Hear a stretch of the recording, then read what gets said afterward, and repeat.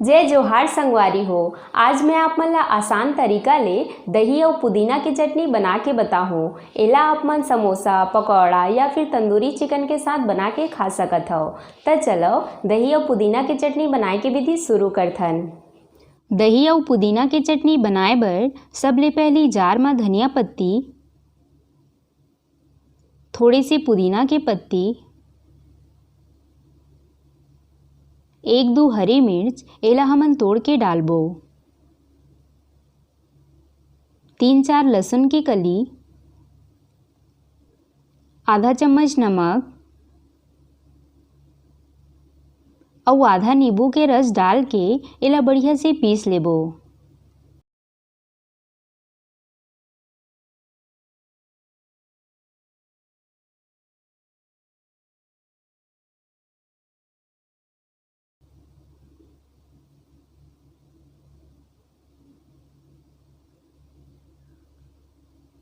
सब चीज़ हर बढ़िया से पिसा गे हे।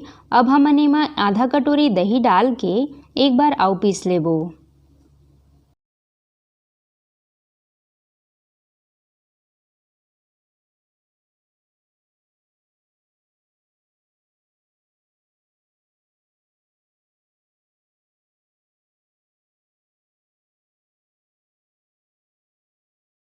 ये देखो संगवारी हो, हमर दही और पुदीना की चटनी बन के तैयार है।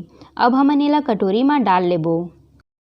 अगर आप मन ला ये रेसिपी पसंद आई सोही तब वीडियो ला लाइक और चैनल ला सब्सक्राइब जरूर करो। अब मिलथन अगले वीडियो में।